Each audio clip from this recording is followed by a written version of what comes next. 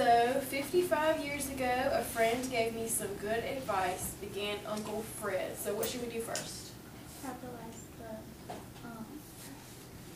no, you don't need to.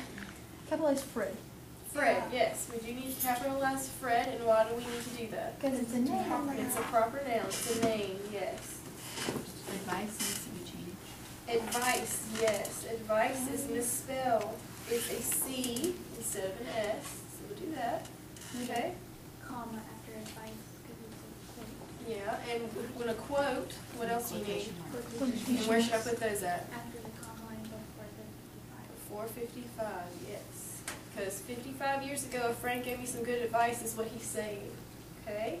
What else do I need to do? Period. Period at the front. And who said capitalize what? Capitalize the Yes. Capitalize you and Uncle. And why would I do that? because it's a name. Because Uncle Fred is what he's calling him. That's his name. Yeah, like a title. That's his title that the guy gave him. Like if you said mom, it would be a capital M. Because that's what you're calling her. If you say my mom, you wouldn't have to capitalize it. Okay? All right, is there anything else we need to do? No. Wait, do you have to write out 55? You have to write out 55. So you mark this out. You actually have to write it out. And then what do I have to do to the F, the first F? Capitalize. I have to capitalize it because it's the first word in the sentence.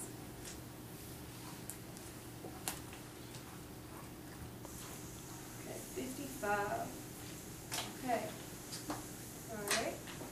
Next, my friend said, Fred, the key to a good life is a quiet life. Uncle Fred continued. What's the first thing? Capitalize M. Capitalize the M. And why would I do that? Because it's the first word. It's the first word of the sentence. Okay? What next? Comma after stuff. Alright. In quotation marks. Around Fred. Before Fred? Before Fred? Before my. No, before Fred. Put it before my. Because that's. Because Uncle Fred is saying something, but you would also put one here. That's an in quotation mark. Okay? Because he's saying, Fred is saying, my friend said, and my friend said this. Fred, the key to a good life is a quiet life. Okay? So where do I close the quotations at?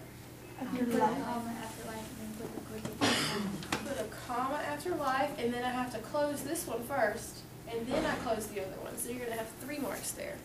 So you have an open quote here, then another open quote, a close quote, close quote. Okay?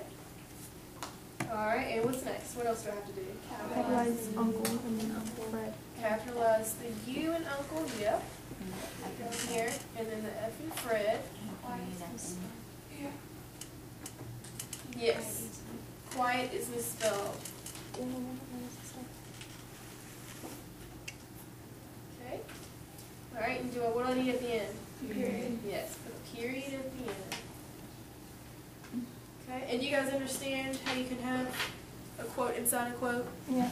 When someone's quoting someone else when they're speaking? Yes, ma'am. Why didn't you put a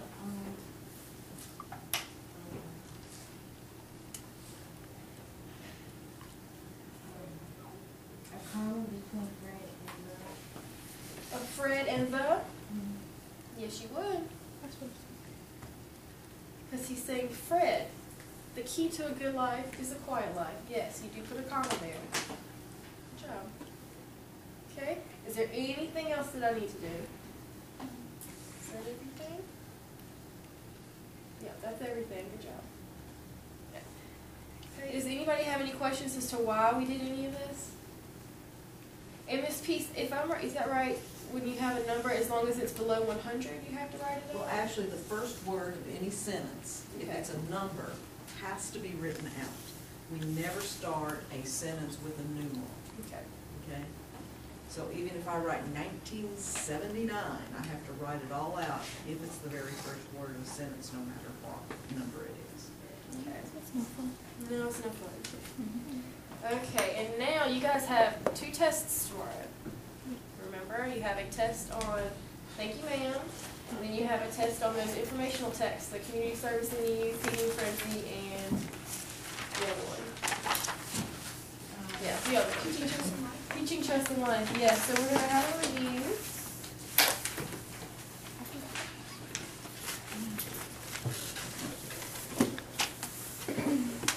Okay.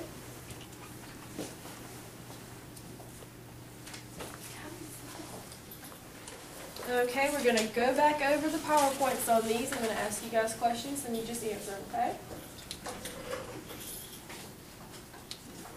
No.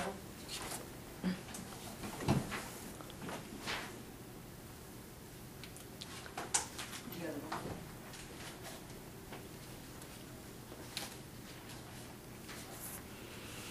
No, I do. It's not working.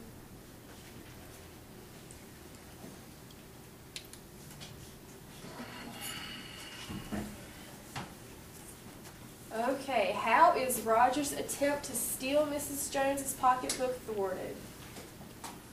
Yeah. The combined weight of the pocketbook and him made him. Yes, the combined weight of the purse and his body throws him off balance. He tries to snatch it, but it's too heavy for him and he falls on the ground. Okay? You guys remember that? Okay. What 2 words best describe Mrs. Jones? And you guys don't have to raise your hand. You can just say it. Wise and kind. Wise and kind, yes. She's a very wise woman. She knows that she needs to teach him a lesson and try and help him out. And she's kind because she takes the time to do that. Oh, it's working now. Okay. Describe Mrs. Jones's residence. Yes, it's a noisy rooming house. When you walk in, you can hear all the other people in the house. Okay. How does Mrs. Jones treat Roger? Okay. She disciplines Roger as if he were her own child. She does to him what she would do her own son. What does Mrs. Jones want Roger to learn? She wants Roger to behave himself. Now, do you guys think that the next thing he's going to do when he leaves her is go snatch another purse? No, I don't think so. Not after that. Okay, what does Mrs. Jones do to show that she does not expect Roger to rob her again? Good job. She turns her back on him while she cooks. You guys know this word for word. I'm glad you're studying. Okay, what are character traits? They are things that make a character an individual. This is what tells you who this is and who this is. So you can tell them apart. Character traits. It's wise and kind. Those are Mrs. Jones's character traits. Okay? What does Mrs. Jones mean when she says, I have done things too, which I would not tell you, son? Yep, it most likely means she once stole something. What can you tell about Mrs. Jones's personality when she says, when I get through with you, sir, you are going to remember Miss Luella Bates Washington Jones? You can tell she has a powerful personality. She's not shy. No, she's going to tell him like it is. Okay? What does Mrs. Jones do to Roger at the end of the story? Mrs. Jones wishes Roger a good night. Do you think that's what he wanted? You think maybe he wanted to say something else? Yeah, I think I would probably want to say something else. Okay, what can readers conclude about Mrs. Jones' feelings toward Roger? She forgave him, I think so. Mrs. Jones is able to forgive Roger. Yeah. Remember, this is the one, Mrs. Jones' feelings towards Roger. Yeah. Okay, she's able to forgive him. Okay, what does Roger seem to want Mrs. Jones to do by the end of the story? And how do you know that?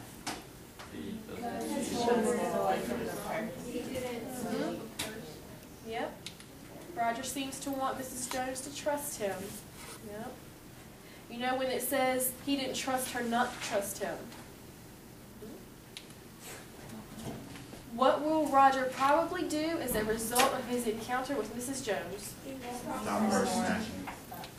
He will probably stop purse snatching.